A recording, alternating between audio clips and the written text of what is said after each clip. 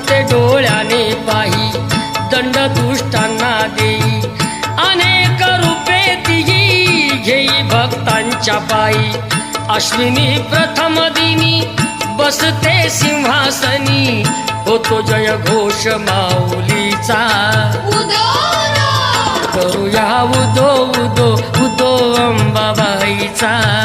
करूया उदो उदो उदो अंबाबाईचा.